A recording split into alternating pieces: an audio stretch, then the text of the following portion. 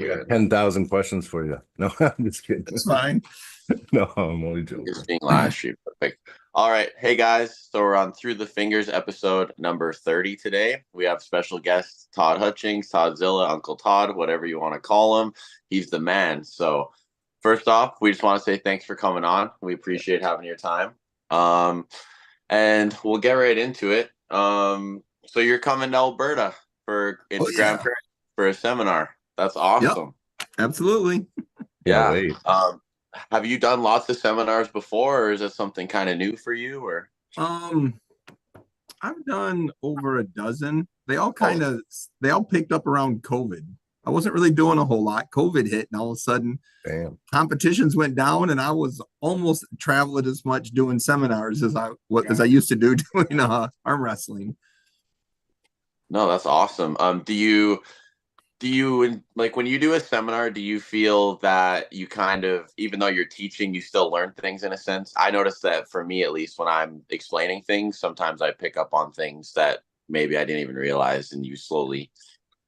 Yes, usually in two different ways. Sometimes when I'm explaining something, I clue on some basic fundamental aspect that I'd kind of forgotten. But when I'm explaining it, I go, "Oh yeah, that's right. That's why we do this."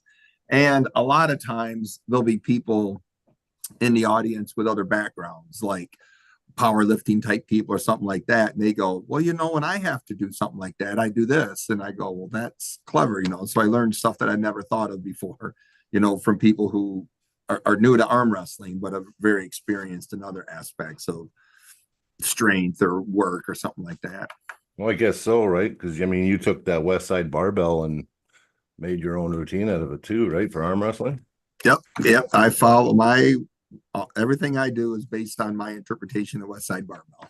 So Yeah, well, I'm studying it now. Yeah, yeah, yeah, they got a great website. They got a lot of material there. They got a lot of books and videos, and then there's enough people out there that understand it that you can usually get some questions answered. Just either through Facebook groups or something like that. yeah. I was really missing the one rep maxes and stuff. I mean, I just found myself in the same routine, lifting the same weight.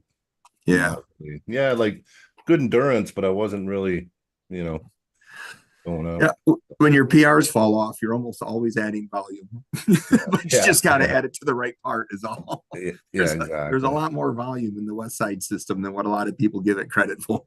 Yeah, yeah. Well, it's volume other than your max days, right? Pretty much. Well, you've got a speed day in there Speed too, day, and yeah, I'm a big fan of isometrics. So only because arm wrestling's not really a full range sport, you're just kind of locking in and then letting your lower back do the work. So um, I think isometrics are going to be the next big breakthrough in arm wrestling training. I think you'll see a lot more people doing a lot more and a lot more creative things with isometrics. well, I think you influence a lot of people. I've been grabbing a 45 and I've been doing that thing up over my head. Like when you said you were training your elbows, I've Yep. been doing that like every day for like 2 weeks since you did that video. So I It tried the we shot put thing, but that was kind of, oh, I don't know. I didn't, that well, yeah, that thing on the elbows. We had a big guy come to our practice and he was pressing everybody and he hurt my arms for quite a bit. And that was like that was the one thing that I think got me back even quicker than JM presses was to make that, just because you're working the full range of the elbow, yeah. and not too many other exercises do. Well, it actually made my elbow sore, but I think that made sense, right? It makes it Yeah. sore before it strengthens it, right? Yeah. Um, did the weight or the reps go up really fast? Because I was Yeah, really surprised. fast, really Yeah, yeah. fast. I started Yeah, with a 25-pound plate, yeah, and I was doing like 5 or 6, and all of a sudden yeah, I'm doing like 20 with a 45, like within yeah. weeks. It Yeah, was like I'm amazing doing how like quick it 30. came up. Yeah, I'm doing 30 now with a 45. Yeah. Yeah. And I think I started with the 45, but I was doing like five. Yeah. And now I'm Okay. doing like 30. Yeah.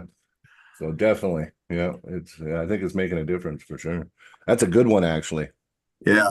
No, Yeah. I mean, I do it every morning after practice. I do Yeah. those. Yeah. My morning's late in the day. So I do the same thing. No. Yeah. So we Yeah. have the East versus West 14 coming up. Something we obviously have to talk about here. Okay. You've got announced that you have a match with Prudnick again. Yep. You're probably excited to get that one back, hey? I'm very nervous because I looked like a child last time. So I'm hoping I can I can pull something out this time. Yeah. Well, he really disabled your hand. It Yeah. seemed like that match. Yeah, you weren't able to access your strength. It was just an all around butt whooping. Did you learn a lot from it though? Like going into this one, even though you're nervous, are you confident in certain aspects more because you know what to expect now? Yeah, I have a better idea of what I'm gonna do. And it's funny because I just got off a couple hours ago. We just did a podcast. Engen had me and Prudnick and stuff on. And this is that whole thing about when you're doing seminars, do you learn something? Well, Engen recounts back and he goes, well, when Todd comes to East versus West, his first one of the year, he does really, really good. The second one, he does good, but not so. And his third one, man, he just stinks. And he goes, and you pulled Prudnick the third time of the year. And I go, I remember being kind of like low on like ambition or effort that day. That's not an excuse because I wasn't even close. But I go, huh, maybe I should study my own matches more than other people's. Yeah. More insight into yourself. Fair. Say again. More insight into yourself. That's fair. Yeah. Did you want to ask one of your questions, Zach? Sure. It's speaking on the kind of the 105 class. How do you feel it's kind of evolved since your match with Prudnick? Oh, that class has gotten since my match with Prudnick. Trying to think of when I can't remember the order of the matches, but that's probably the tougher. It's the deepest class at East versus West for sure. Definitely. There used to be like 4 guys that all had like an equal shot at being champion, but with Oleg just blasting through his match and with Devin coming down, now there's at least 6. There's probably 7 guys in that. So the numbers 1 through 7 could probably all be champion on any given day. So that's just a tough class. I still think Prudnick's probably the most likely one to win. And I still think he's the best arm wrestler in that class, even though he didn't look the best against Irakli. But it's just a tough class, It's hard to figure it out, that class, because this guy beats this guy, but then this guy beats this guy. I'm like, how does that even make sense? Because John beat Petrenko, didn't he? Yeah. And then a 95 guy comes up and beats my favorite guy in the 105. Yeah. I know, it's weird, right? Like, it's just but styles do come into play, right? And weakness. They do. And there's not a lot of super versatile people. But although Petrenko kind of beat Angarbayev inside and kind of beat Dadikin outside, so he might be the most versatile. I mean, Prudnick's still my favorite guy in that class, but boy, Petrenko's trying really hard. Well, you're my favorite in that class, so okay, I appreciate that. Yeah. Are you excited that it's just in Orlando this time instead of having to make the whole trek across the globe? And I would have been more excited a few years ago, but I've been there enough. I got it down. I know which airports to fly out of. We get there Thursday. I got the whole routine down. I take my melatonin. I bring a lot of my own food so I don't have to go out that night or the night before the match. We push the bed right into the middle of the room because the air conditioning sucks. So we get the bed exactly where it needs to be. I post the do not disturb sign on. I let nobody in the room the whole week I'm there. So I've actually got the travel to Turkey down pretty pat. We're almost locals now. Some of the people in the stores like recognize us. Now we're only there about 2 or 3 times a year, but Americans stick out like sore thumbs over there too. Yeah, fair enough. Well, when I was there for East versus West 10 when you pulled Angarbayev, I was there with Matt and Sean. And it's funny you said that because you're right. The air conditionings in those rooms are like, not even useful. If I could do it. Yeah, it's terrible. Yeah, you got to close those curtains as soon as you get there, and you can't open them for anything and just crank that. Even if you open the window, you leave the curtains closed because if one ray of sunshine comes in that room heats up. Yeah. Well, I was just at the Challenger Series, and I stayed in the hotel you're going to be staying at and their air conditions are very nice. So okay, good. That's a good thing. Well, yeah, Americans know air conditioning, especially Florida. Florida knows air conditioning. Yeah, no, for sure. Can I ask one of my questions? Just because it's like, Sure. I never hear people actually ask you this one, actually. Like, we know that you started arm wrestling later. Like, Mhm. not as late as me, but yeah, pretty late. What, how did you find the love for arm wrestling? Like, and was it instant? Like, when you found arm wrestling, was it just instant? It, You knew this is what you're going to do the rest of your life? no, because I was 35 and they advertised a tournament, a local tournament at like the fair near the town I was living in at the time. So I wanted to enter. So I said I was going to enter it, no big deal. And then the internet was just starting. So then I started looking it up on the internet. Then I realized it was like a real thing. Like there were people who were like really, really good at it. I was expected to be like the tough man contest of the day, where there was going to be no style. Now I go, oh man, now I don't want to go over and get like embarrassed in front of all these people. So then I went and entered another tournament about 6 hours away, before that to get some practice. Didn't know anything what I was doing. But then I just realized, that just how developed it was, and this is in the old days. Nobody's even making money then. So I decided to stick with it. I didn't win the tournament, but they had a state championship that year when they gave away these really cool trophies that I wanted to win. And I didn't, but I thought it'd be cool to be the Michigan State arm wrestling champion at one point in my life. That's a big tournament. Yeah. Yeah. Well, it is now. It wasn't when I started. Now it's a Okay. huge tournament. When I Yeah. started, it was about a third that size. I think it took me like 5 or 6 years to finally win that. I'd already been to Russia before I won the Michigan State Wow. championships. But I got really lucky because after I left Michigan after about a year or so, and I got into with a really good crew in South Carolina. And then after a few years of that, I met John and I moved out to Utah. So I got really lucky. I mean, I got into it and they started filming the Pulling John movie. They started doing more money tournaments. All of a sudden, they're having them in casinos and stuff like that.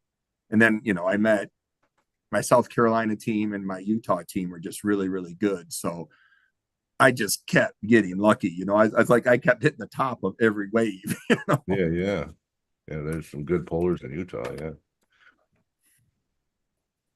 Well, that's awesome. I mean, yeah, I always wondered. To me, I was hooked the minute I started watching it. I was like, Matt Mask. I messaged him, and he goes, "Yeah, if you want to get good, you better fucking train." I said, "Okay, Yep. buddy." Yeah, and then I started going to practice, and I've never looked back. Yeah, Yeah. actually, I watched a lot of your matches on the WAL. Okay. And you, Matt, and Devin, of course, and Yeah. Travis, yeah, Jerry, like all the names. Yeah, I was hooked. Yeah. COVID though too got me into it. So Right. It was yeah. harder back when I started because there wasn't any internet. You had to, if you went to a tournament, you had to find out who filmed it. Then you had to wait for them to make you VHS cassette tapes and then mail you one. So like my first 2 years of arm wrestling are in this big cardboard box with these big VHS tapes in it. They weren't even CDs at the time. Oh, they'll be worth money one day, maybe. Yeah. Yeah. Right on. Speaking of Jerry, how do you feel about Jerry versus Kardeccia? Yeah. I think Jerry's analysis is right. I think Jerry's press. I think Kardeccia is vulnerable to that, although usually a press is usually fairly. It's straightforward how to defeat it. A lot of people can beat a press if they're quick enough or if they're strong enough. Jerry's press is one of the best in the world. We're about to find out how fast Kardeccia is. If he can get that hand tied up with Jerry's shoulder, he'll still have a long night because Jerry's endurance is incredible. But Kardeccia is tall enough. He might give Jerry a good run for that, but I'm telling you, Jerry's put that press on a lot of world-class people, and he's come out on top. So I think Jerry's definitely the favorite in that. I worry about the blueprint, because now you've seen Hermes kind of show how to do it, and Travis has done it the same way in the past. Yeah. Yep. But, Yeah. you know, Still, knowing and yeah. doing's the same thing, you know. I mean, Yeah. it's one of those things that if Kardechka pulled Jerry 3 or 4 matches over the next couple of years, you learn a lot. But you know, that first ready go, you know, first it hurts when Jerry smashes into you, it hurts. So you got to get through that, you know. That's a lot of frame too. Yeah. Yeah. And Jerry's good enough. He's one of the more flexible guys. Jerry can set up and he can either throw that flop wrist press across center, or he can kind of curl it in and bring it and pin you this side of the peg without changing the setup. You know, he grips you and he can switch from one to the other, and you have no warning. So and he hooks like a beast too. Yeah. So you got to be prepared for both of that. So you just have to be strong and fast, you know. Yeah. Get him outside his shoulder fast and then just yeah. What about Leonidas and John? Because I know obviously John's got the technical experience. John needs to get his hand and beat him fast. John doesn't want to be tied up in the straps. He certainly doesn't want Leonidas pressing into his arm at all, because he's strong and probably pain-free. I mean, John's obviously got the technical chops to beat him, but you know, he got tied up with Krause. Arachley's a top roller, and Arachley pressed John.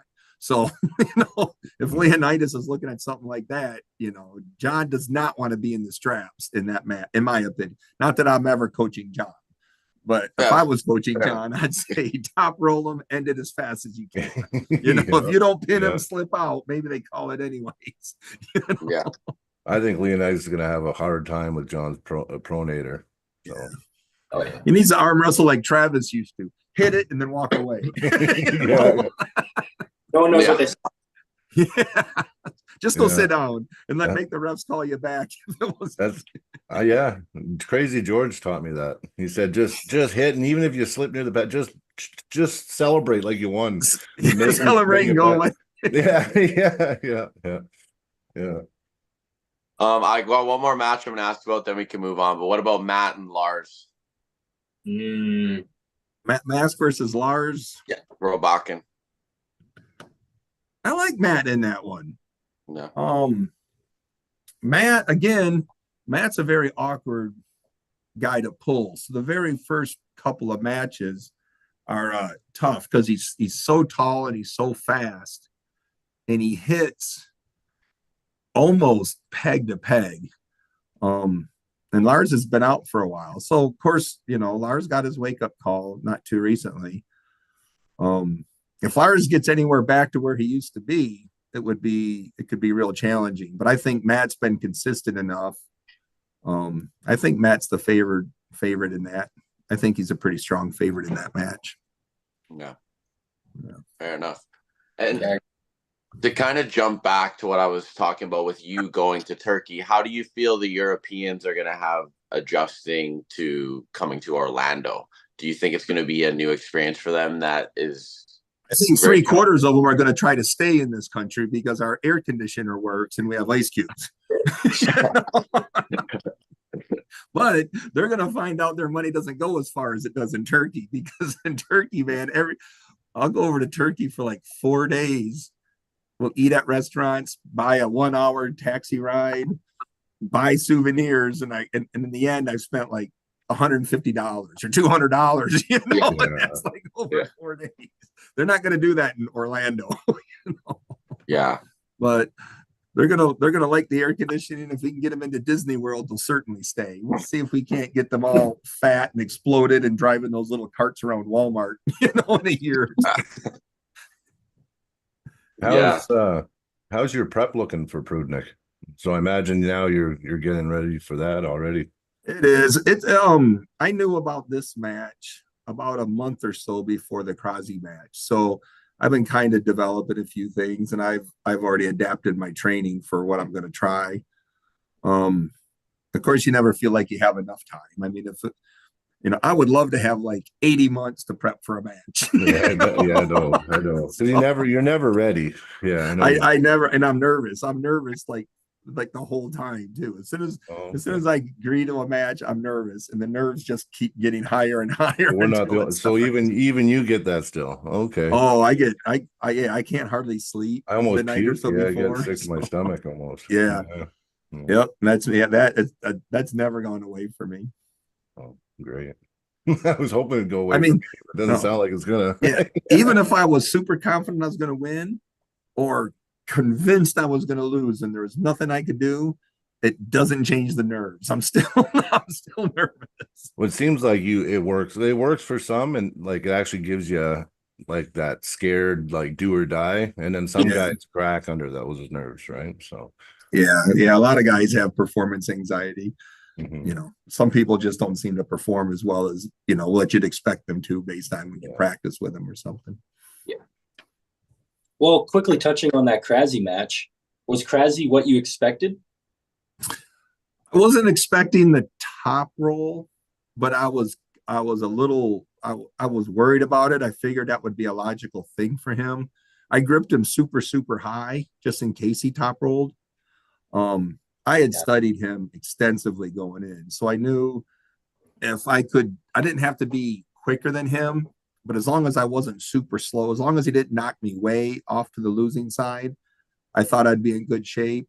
And if it got to the winning side, as long as I didn't ever come back to center, I thought I'd be good, because a lot of people hit Krasny, he wears them out at the pad, they come back to center, and then Krasny takes over. So I knew once it got over, I had to just bury into it and try to.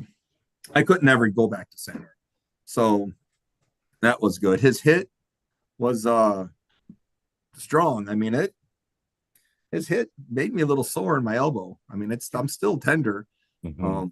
because I didn't get pinned, so I don't have soreness from losing, but I do have soreness from locking up, and I'm still hitting into my arm. Yeah, he didn't go about it the way I thought he would. I mean, it seemed like, I don't know, you can tell me if I'm right, but it seems sometimes when people have a really good deep cup, that's the only way to crack your pronator. Yeah. I mean, like when I watched David Can, like your match with him, it seemed like he just had such a powerful cup. And sometimes he almost had you rotated where you couldn't really, I don't know. That's my perception of it. Yeah. Yeah. You don't ever want to be palm up ever. Yeah. Yeah. No. Yeah, because a lot of people think it's always just the pronation, right, that beats you. But I think, I mean, I'm not trying to say that, tell people how to beat you, but seems like when people have that really deep, strong cup, that's what kind of kind of beats you.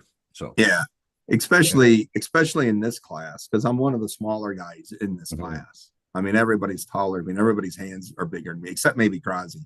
Krasny's a little bit shorter than me, but so Krasny's probably the smallest guy in the top 10, and I'm the second smallest guy.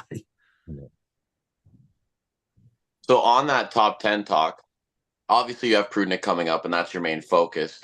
But in that class, is there anyone that you're really interested in possibly pulling, or is there someone that you feel like you'd match up really well against that you want to give a try, or are you just kind of waiting to see what's next? No, I think it's going to all sort out. Engen's pretty good about putting the matches together, and as long as you're on that top 10 list, you're headed towards a title match. I think the title is going to change hands quite a bit. When Devin gets in, it'll be interesting to see who he has to pull for his title match. But I wouldn't be surprised if whether Devin has the title or Prudnik has it, if those two meet, if Prudnik doesn't do a lot better against Devin in their rematch. But other than that, no, everybody pulls kind of differently. Like I said, I think that the title and the rankings are just going to keep churning for a while. There's so many good people in that class, and Engen's having so many matches a year. And then we got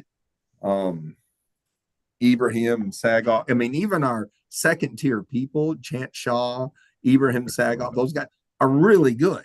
So we got a whole bunch of second tier people who can jump into the top tier, within a match or two. So it's going to be a tough class for a long time. Do you prefer the levels out that way? Oh, sorry, Dakota. No, I was just going to say the level is going to keep going up too, yeah. Right?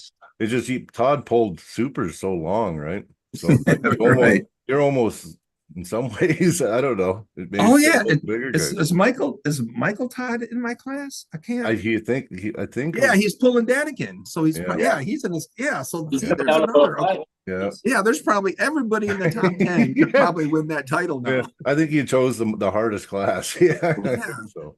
Yeah, it's like I forget because Michael. I always thought Michael Todd is in the class above me. That's right. He pulled Angerbayev, and now he's pulling Danikin. So yeah, everybody in that top 10 list is good enough to be the champ. Yeah. You know. So is Michael Todd still pulling Daddy Ken even though he's not the champ? I thought No, Michael no. won the title. Yeah, they just announced he's pulling Jablonski, Oh.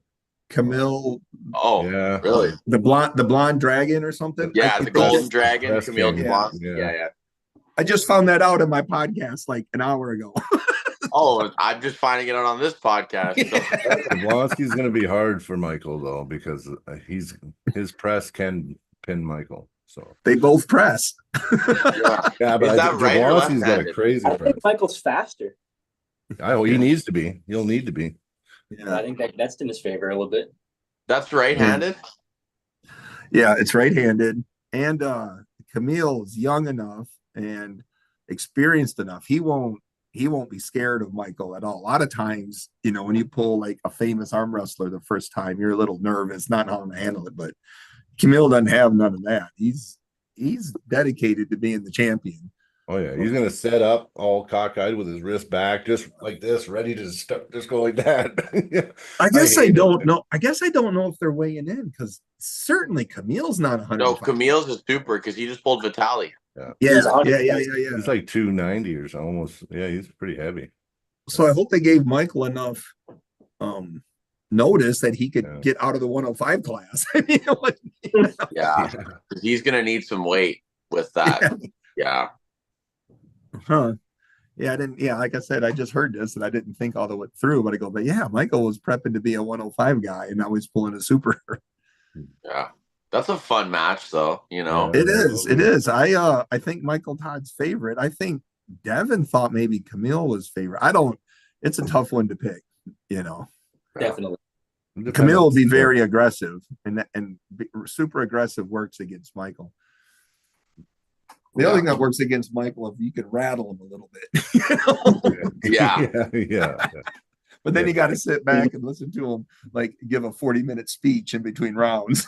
Yeah, I watched that toddler video yesterday. Michael Toddler too. Yeah. I didn't see it, but his Angerbayev match went on for a long time. Oh, yeah. Fiasco there. Yeah. I think it's the delusional guy that's making those videos. Yeah. Could be that some of those delusional I watched. I can't remember which one. One of those. It was like the third or fourth delusional video I saw. Man, I left comments. I go, dude, please make one about me, man. He's the funniest thing. You'd be hard to make one about, though. That's the thing. Yeah. Oh, I would fake it. I can't imagine watching all that video to piece all that stuff together, man. Yeah. Delusional nines. No, that's clever. That's I'm assuming it's a person, but it might be 12 people for all I know. Ryan Bowen made a video exposing the guy. He's a known guy that goes around videotaping and stuff. Really? Like videotaping like movie stars or just arm wrestling and stuff. He's an arm wrestler. Oh, is it what's his name? From Arm TV? Because I know. Oh, is it Gary Roberts? Gary Roberts did not like Ryan Bowen, man. I bet you I wouldn't be surprised if it was Gary Roberts. Yeah. I don't know. He posted it like last month. I don't remember who it was, but the guy reposted after just like making fun of Ryan because he's like, no one cares. Yeah. Oh, yeah. Well, I wish they'd make videos like that about me, man. That would last forever. My great grandchildren would watch them. Just say some wacky shit. Well, you're pretty humble, Todd. So I mean, it's hard to make those videos. Yeah. Speaking of Bowen, he just got announced he's having the match versus Andrei Sharkovich. Wow, that's gonna be Andrei's strong right now. Yeah, that'll be a good match. I'm excited for that as well. Yeah. Good at East versus West Challenger Series. Yeah, that's right. So when's this seminar? It's in September, right? You're coming to see us? Yep, I got it right here. It is September 21st. That's awesome. Yeah, Grand that's Prairie. gonna be, yeah, be ready for a big tournament. A lot of people are hyped, really Good. pumped up. Yeah, like I've watched your seminars, but I mean, I've got to be there in person. So Oh yeah, well, for sure. yeah. Are you gonna do any practice pulling with people or no? Or is it gonna be too Sure. close? Yeah, I usually do. We yeah, usually pull quite a bit. It's that'd be awesome. Yeah. with That's that many people, it's hard to pull everybody, but Oh yeah, I yeah, do my best. yeah, yeah. What else? What else do you got going on? So you got Prudnick, you got that seminar coming up. What is there anything else I was scheduled? going to say that Engen usually has another East First West in October or November, but after he tells me my performance declines after every East First West, I think I'm going to tell him no Well, maybe more. you need to do one. August Maybe you need to hit. do After August, no more. I'm thinking maybe a North American match then. Yeah. Yeah, We'll get you here pulling at one of my events. Yeah. okay. That'd be But awesome. I know you're expensive, but you're worth it, right? So, I'm not as expensive as the famous people, but yeah. Well, you got a price list, and there's not too many people I that do have a price list. yeah, Well, fair enough. yeah. Well, you said famous people, but you're pretty popular, like Yeah, oh, yeah. among the crowds for You sure. picked a good So, style arm wrestling to very entertaining. So yeah. Keeping the root strength alive of just pure power. People love So it. yeah, we don't have a lot of just side pressure guys anymore, right? So well, Well, at East a top roll is still your best. I mean, a top roll is you're safest. especially the tournament. That's the most efficient, best way to get through a tournament. Mhm. But if you're not the top, if you're the shortest guy in the class with the smallest hand, top rolling isn't really an avenue for you anymore. Mhm. Yeah. all about that elbow power. If you got strong elbows, that gives you a lot of flexibility. So Yeah. did you have naturally strong elbows, or did you just grind and grind and grind and build them up? I was making stuff up like a lot of people do when they first start out, and then the gym I was at, they turned me on to West Side Barbell, and I go, that just made perfect sense. So I applied, the West Side Barbell strategy to it. Because now you have a way of measuring whether or not you're getting stronger. So you can cut out a lot of wasted time because you can say, man, I've been doing this for months. My PRs aren't going up. Actually, if you miss 2 PRs in a row, you kind of start changing things, Yeah. so you get addicted to setting a PR every single week. Well, that cuts out a lot of just crap. You don't do any 1,000 rep days. You don't do a lot of bench pressing. I do I haven't bench pressed in like 7 years. You cut a lot of stuff out, if you got to hit that PR every week, because for the first year or so, it's a lot easier, but it's hard. If you've been lifting 10 years or so to get, 2% stronger every week. Yeah. Yeah. I guess anything up, right? Even if it's a pound and a half, long as it's in the up, right? I target my smallest plate's 2.5. Okay. And and a lot of my lifts are over 100 pounds, so I target 2.5. But if I can't get it, I have a railroad spike and a magnet, and it weighs a little over a pound, and I will put that. I've put that on an Olympic bar just to increase my PR. The bar weighs 45, Yeah. well, mine can weigh 46.2. Well, yeah, that's the problem I was having with my pulleys. They only go up to a certain weight, and when you do the whole stack, now how do you add weight to it? So I gotta get a pulley system. Yeah. You need a good pulley system and some magnet. They make magnetic weights, but you can buy magnets and just chunks of steel too. Do the same thing, yeah. Pieces of chain, anything like that. Wow. So if you got offered something in November, would you take it? I'd be more inclined to take it in October. November is my deer season. Oh yeah, fair enough. Yeah. It's the same here. Yeah. That's our hunting season. Yeah. Yep. Well, we go for and I'm contracted. I mean, I can't just blatantly tell you because I'm under contract with Engen anyways. Yeah. No, of course. And for all the leagues I've been in, I've had like 3 or 4 leagues like collapse while I was in them. Engen's league is hands down the best one I've ever been. Oh yeah.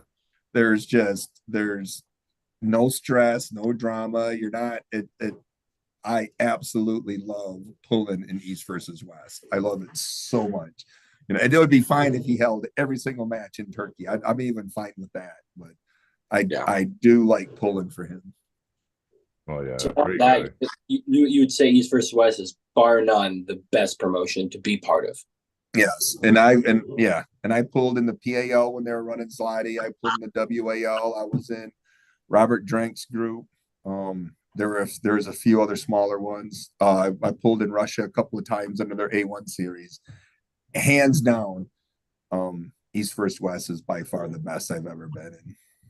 Yeah, it's a high bar for any if anybody's trying to top them. Good luck. Yeah. Yeah. Well, what I'd be more likely to expect is some sports channel to just buy him. Yeah. And then Engen could just work for them. But it's a real nice league. Yeah. Well, it's a motivator too. A lot more stuff's popping up now. And it's not to compete with East versus West, but I think that it's definitely helped get the sport out there. And I think a lot of these crossover. A lot of these leagues are feeding East First West now. Yeah. So it's nice to have that in there, and then to grow your more local tournaments and stuff, so people have a progression of. Other than that, it's really hard to get into an international match. If all you're doing is because there's really not a lot of international tournaments people can just go enter. Mm-hmm. Yeah, no, true. Yeah. Well, I mean, UFC did the same thing. So yeah. Sorry to go on. No, it's good. I was saying I see a lot of comments. People are talking about Brad Grundy, and I was just curious if you watched his match with Matt and what you think of his progression. And I pulled Brad before anybody knew him, and I was very, very respectful of him when I pulled him like 7 or 8 years ago. And I practiced with him, I think last year, at most 2 years ago at Dave Morocco's house. I couldn't do anything with his hand. I mean, he just shut my hand completely down, and he's tall. So, if he makes 105, then the top 11 people can be champion at any time. he made 105 against Matt. They pulled at 105. Yeah. He would be one of the biggest. Him and Devin, that would be probably the 2 biggest guys in the 105 class. Because he was really big when I saw him at Morocco's house. Yeah. His hand he's seems big. solid. He cut, like, he did a very good cut, but he cut a lot of weight. So especially if he keeps making that, I could for sure see him making some waves down there as well. Because his setup, he's very intricate with his setup, and he goes about it quite differently than a lot of people, I think. And I think that's something very unique. So he's got a future in front of him for sure. Did you see his call out that he did? I did. I thought it was odd because he called out 4 people who all have matches in August, but then again, so does he. So I go, it's awfully early to be calling these people, But I figured both Michael Todd and Devin outranked me in that list, so I figured they would respond, But none of them could jump on it, because this was even before August. I'm going, well, what the hell, man? I got a match. No, I had the match in July, August, and your event in September, so I wasn't going to take it. I'm already booked for 3 months. Devin and Michael Todd, but Devin was going to be at the East First West, both East First West. Michael Todd and John are each pulling in August, so it was definitely. I mean, it's a ballsy move to do. That's the way to do it. Well, Devin announced he might not pull till like December. Yeah, he's like cicadas, man. He comes out, makes a bunch of noise, and he disappears for like 9 months. Yeah, well, and the thing is too, I think Brad made a video. He kind of not retracted the call out, but he said, like, sorry. He's like, I kind of just wanted to have a match, and I made this video. And then he's like, I understand everyone has matches, and so I think his plan is when people have free time. But I'm not entirely sure either. It's weird because he's pulling in the East First West event in Florida. So if he gets into the East First West League, he ain't got no time for us pulling either. Yeah, fair enough. the whole point of calling Devin and Michael Todd or John out is to get into East versus West. He's already there. He could put these guys for that amount of money and not put any up. So it was ballsy, but I'm not so sure it was the smartest thing I've ever seen. Yeah, no. Yeah, fair enough. I didn't even think of it that way, but you're completely right. Like most people will put up that amount of money to showcase that they can be there. But when you beat a guy like Matt, you showcase that you can already be there. Yeah, you're already in the East versus West.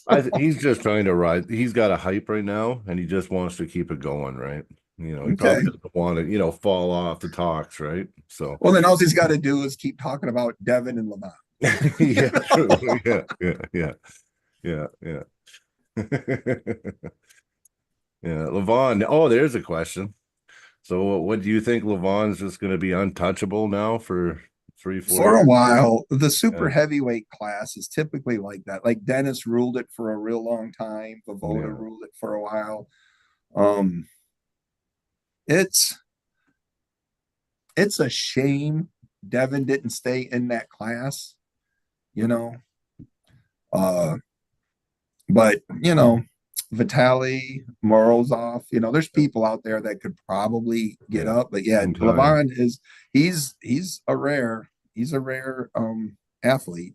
Yeah, he'll probably have it for a long time, but that David Samusha is dominating his class way more than Levon's dominating his. That is crazy. Yeah, that is crazy. Yeah. There's one guy that I think I'd like to see pull Samusha again though, and that's Mirov or whatever his name is. The guy that Samusha beat, that one East versus West. He was off the couch. He didn't train or pull for a couple of years. Got like a 2-month notice, trained for 6-7 weeks, and then gave Samusha a war, right? Yeah. So I'd really, and now that he's pulled, you seen who did he pull at the last East versus West? Do you remember that? Adam Warzinski, wasn't it? Yeah, and he crushed Adam, right? Yeah. Yes, he did. Well, he'll get a chance because I think Engen's running out of people to feed to Samusha. So, yeah. I just have a feeling about that guy. I just have a feeling about now that he's back training full time, and he said that there wasn't much for him in the sport, but now there's so much money and stuff that he's motivated. And it's consistent. I mean, that's the best thing about East versus West is it's not one tournament a year, Yeah. Oh, yeah. I mean, I don't know how he pulls off so many awesome matches every event. Every one. I can't even make a complaint on any of them. They're all. Well, it's because he knows. These other leagues are ran by people who didn't fully understand arm wrestling, and they weren't getting counseled or advised by people who really understood it. But had the WAL or the PAL or something like that employed Engen, those leagues could have done this. Yeah, that's true. Yeah, because he knows, he loves it so much, and he can tell when someone's a good match with somebody stylistically and stuff, right? And he'll remember 10, 15 years of history on every single puller in every single weight class. He's like Computer 3000. Yeah. He'll ask me, what happened to this match? I go, I did this and that. And he goes, are you sure? Because I think you did this. And I go, yeah, you're probably right. I mean, not even worth arguing, hey? Yeah, I was only there, and you've only seen it on YouTube, but you're right. Yeah. Well, sometimes you black out, right? On that topic, we do have a rise of a few leagues in North America specifically. Do you see the WAL? I know it's been talked about forever, but do you see them eventually trying to make a comeback? Maybe not being an East versus West level caliber, but maybe trying to sign some athletes, some second tier, third tier athletes, and try and get something going like that. Or I think if they came back, they could be as big as they were. I thought they were supposed to come back either March of this year or March of last year.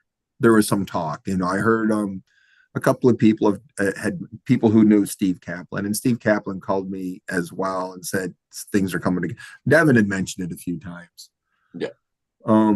Magda's got some really good events going on. That knuckles up people, those high five folks. There's a lot of, I don't know what you call them, smaller leagues or domestic local leagues that are coming up, and and they've got Oleg. Magda offered me an Oleg Protrenko match.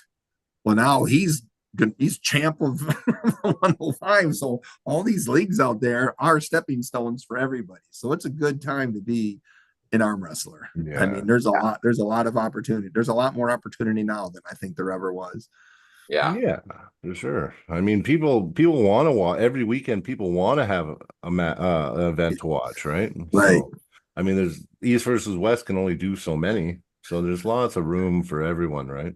So, A lot of room out there, like you said. Yeah, I don't think that it should be about competition or nothing like that. It's just it's all good. Just keep doing it.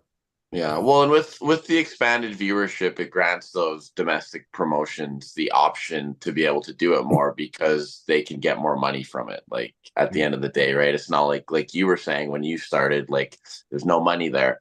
It's not crazy money, but the money's coming around and it's granting these people greater opportunities to be, get some lower tier matches and then be like, hey Todd, you want to come be the main event of my card kind of thing, because the money's there and they know they're gonna get some return, which is nice. So and the savvy arm wrestlers monetize their own YouTube channel and Facebook pages and stuff. So I mean there's a revenue stream available to arm wrestlers now that just didn't exist before the social media was out there. So no, it's a real good time for arm wrestlers. Yeah, but I mean, if you're trying to get into the sport, don't do it for money. That's probably true. That's true for almost all sports, though. Because I mean, I've ran quite a few events now, and I mean, if I was worried about money, I wouldn't be running no more events. So, you know what I mean? No, it's if you're in it for the money, you're better off starting a band. Your chances of making money playing in a band are higher than being a professional athlete. Learn an instrument. Yeah. You guys have any more questions for Todd? I got one more, but I'll wait for it. I pretty much covered everything I wanted to cover. I don't want to keep them for too long. I don't want to keep them all day. Yeah, I think we covered a lot of areas. Okay, well then I only got one more, I guess. All right. Okay, well, is there what's your, and I like asking somebody like you, and it might be hard for you to answer, but what's your biggest complaint about our sport? Like I was going to open my seminar with something like this. Were you? Okay. But it's North Americans. The thing that bothers me most about North America when they get into it is there's centuries of sports and training advice out there now. But arm wrestlers are unique in the fact that they enter the sport and they start making shit up all by themselves. They invent their own training, their own tools, their own methodology. Then they go, hey, Uncle Todd, can you help me with the trick? I go, sure. And he goes, well, I'm doing this, this, and this. I go, yeah, well, that doesn't work. What you need to do, he goes, well, this is why I'm doing this. I go, that don't work. Is that why everybody takes 5 years to figure it out? Because it seems like it takes North Americans a lot longer than it does Europeans to figure it out because they all just invent just like crazy stuff, know. Yeah. And a lot of these guys had played sports when they were younger, like in school and stuff, and there's just so many like myths and stuff out there. You got to take 2 weeks off before a competition. Well, when you were in high school, did you stop training football for 2 weeks before every weekend? Because then you never trained. I know some guys are like 10 days, 2 weeks. 20 days. I don't do nothing for 20. Well, you don't think you might be weaker come competition day? If taking 2 weeks off made you stronger, then why didn't you do that during your training? Why not just work out once every 2 weeks? Train a week, take 2 off. I agree with you. I think the table could be set. Like if you maybe watch how much table time you do 2 weeks out. Like don't be pulling on the table hard, but I think you can do your normal training up to like 4 or 5 days before. That's my thing. The table could make you sore, but and that's the whole thing. That's why I love the West Side Barbell, because if you're doing your max day every week and you're getting stronger every week, why would you stop that?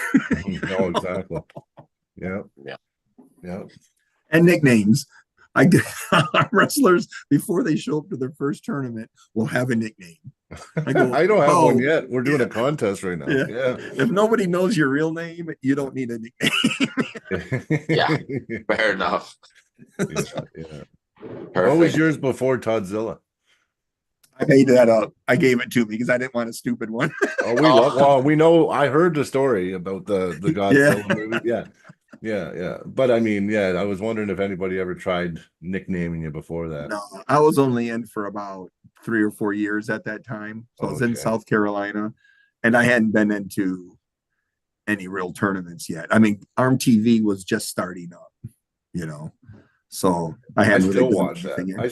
I still watch Gary's stuff all the time. Gary was awesome. He Yeah. loved arm wrestling, and he was really into it. Yeah. Yeah, his library is gigantic.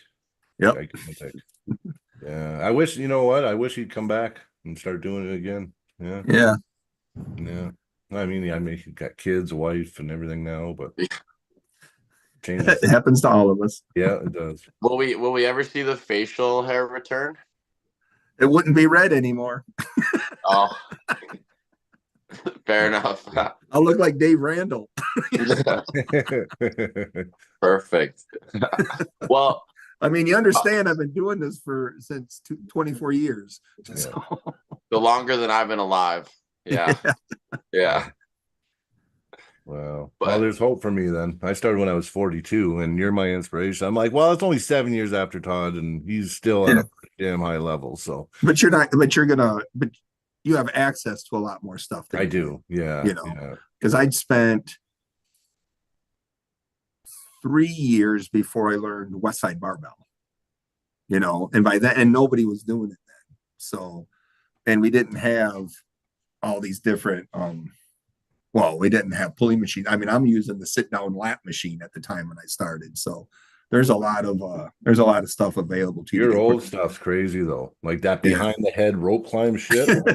Like, that's some serious shit. Yeah. That's a 198-pound guy, not a 230. No, I know. I tried. I'm like 300. I'm like 300, and I'm like, man, how do you do this? You and Artem did them long ago. Yeah. Yeah, Artem's got some chops. Yep. He's good. He's gonna only keep getting better too, right? So Yeah. He had a really tough match against Tom's, but I think he'll bounce back. Yeah. Oh, Tom's at a level there. Yeah, he is. Artem's one of those people who needs more experience in these big events.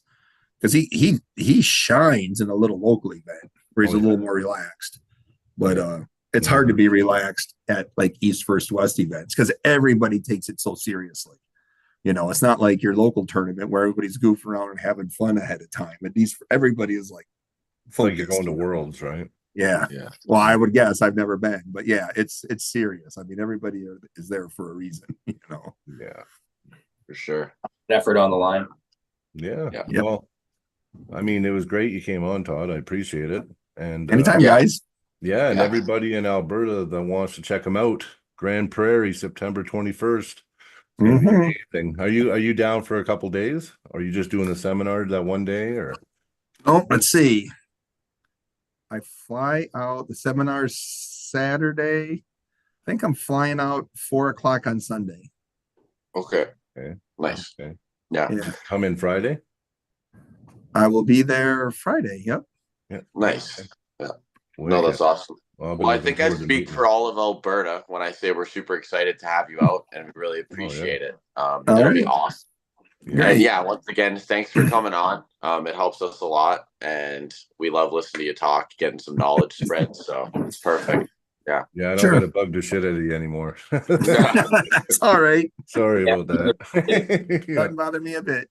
Okay, wicked. All right. Perfect. Thanks, Well, appreciate it. take care, guys. Thanks, guys. Hey, guys. problem. Yeah. Okay, take care. Thank you again.